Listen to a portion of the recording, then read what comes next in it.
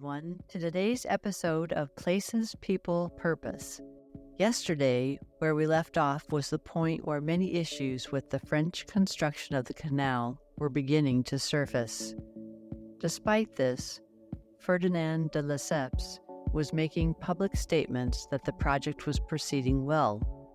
Let's find out what happened next. After de Lesseps' public statement about progress at the canal, newspapers such as the London Financial News and the New York Tribune wrote extremely negative articles about the canal company, and the Tribune lamented that the poor innocent stockholders were unable to go out and see the truth for themselves. Not much later, the canal company began having problems paying its bills.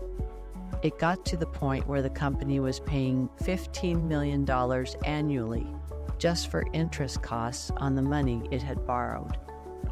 In 1887, a delegation of experts hired by de Lesseps concluded that the sea-level canal plan must be dropped at once if disaster was to be averted. De Lesseps finally conceded that a locks-based approach for the canal was the right one.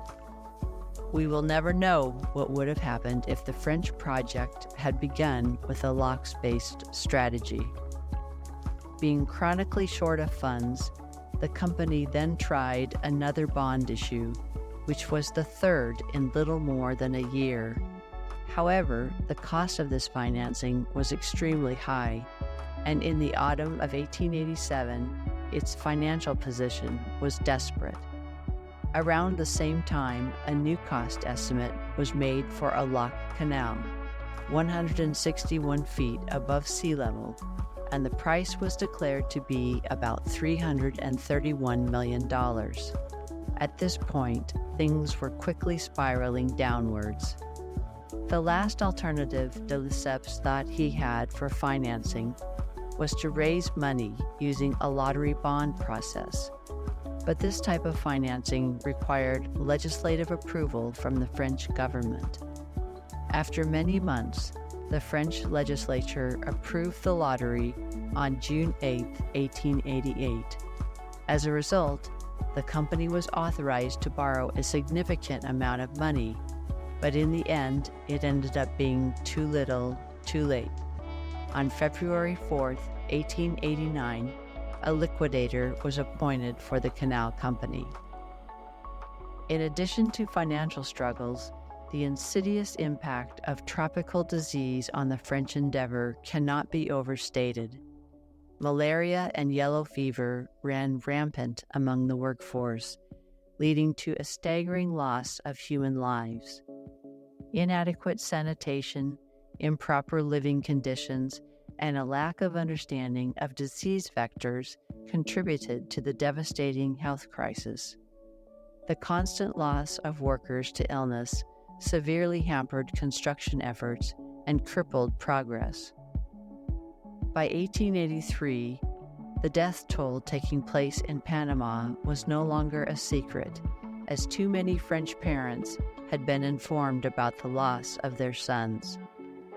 American physicians conservatively estimated that not less than a third of the total workforce was sick at any one time. So in 1884, for example, with more than 19,000 employees at work for the canal, probably 6,000 of them were sick. It was later concluded that at least 20,000 people died during the French campaign to build the canal. Instrumental to the health problem was that the French did not have jurisdiction over either Cologne or Panama City, through which everyone and everything had to pass. These cities were also where a large number of canal employees lived and worked. Cologne had no sewers or bathrooms, and garbage and dead animals were dumped in the street. Cologne was viewed as prime breeding ground for disease. Where the French did have control, it was a much different story.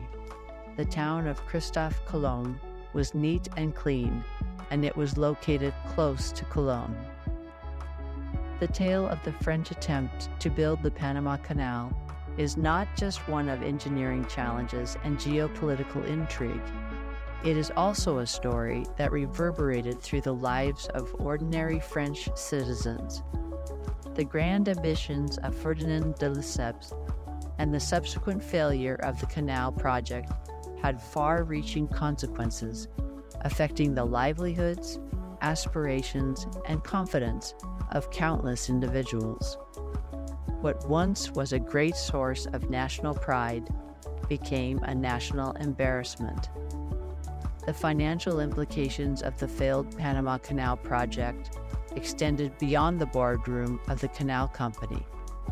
Ordinary citizens invested their savings, hoping to secure their futures through the promise of handsome returns from the ambitious venture.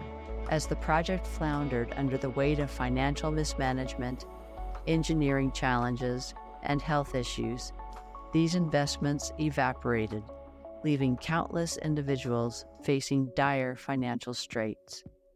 Some 800,000 French men and women were directly affected, and for many, the savings of entire families vanished.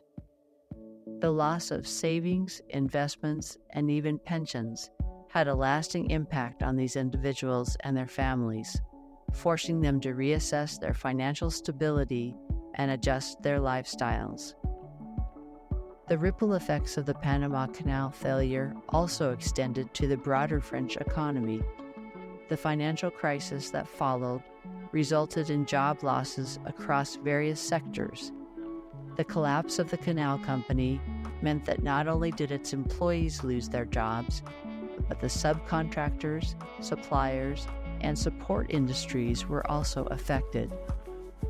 The economic slowdown caused by the canal's failure had a cascading effect on livelihoods, causing uncertainty and instability for many families.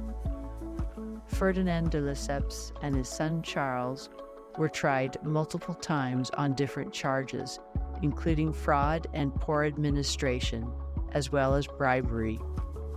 Ferdinand was not required to attend the trials due to his poor health. When accused of bribery, Charles could have put the blame on his father, but he never did. His position was that neither he nor any official of the company had set out to bribe anyone. Rather, they had been the repeated victims of extortion, as everybody wanted a cut.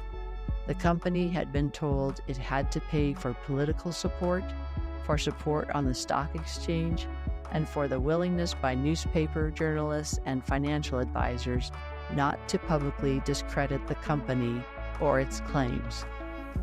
No one will ever know, but it has been estimated that the total sum paid for political influence and for friendly support from the stock exchange, journalists, and financial advisors was at least $4 million.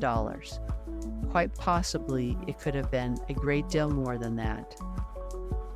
The venture lasted more than a decade, and according to best estimates, cost about $287 million, far more than had ever before been spent on any one peaceful undertaking of any kind.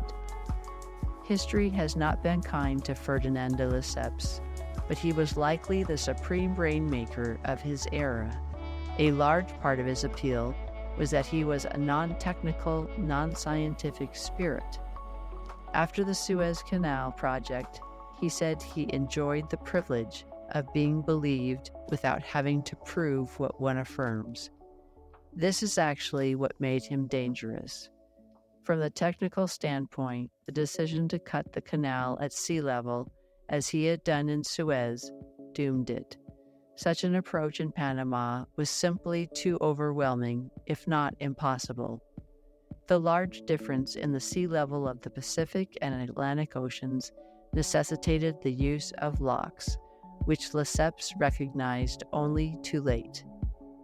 Ferdinand de Lesseps passed away on December 7, 1894. When he learned that his son Charles had been arrested, he lapsed into a slow, continual decline. He was able to escape imprisonment only due to his ill health. Despite the fact that the French were not successful in building the canal, their contributions to the Panama Canal should not be overlooked. Hospitals were built, as well as offices, storehouses, dock facilities, living quarters, and machine shops. The Panama Railroad had been acquired, and 50 million cubic meters of earth and rock had been removed from the path of the canal. What turned out to be a very public failure for the French gave the United States an opportunity it had been waiting for. The United States had expressed interest in a Central American canal and closely monitored the French project. The failure of the French venture eventually led to a changed political landscape, setting the stage for the United States to step in and assume control of the canal's construction, which they ultimately did. That's our program for today. Hope you enjoyed this really interesting history of the Panama Canal. Tomorrow, we are going to continue with more fascinating stories around the history and construction of the canal.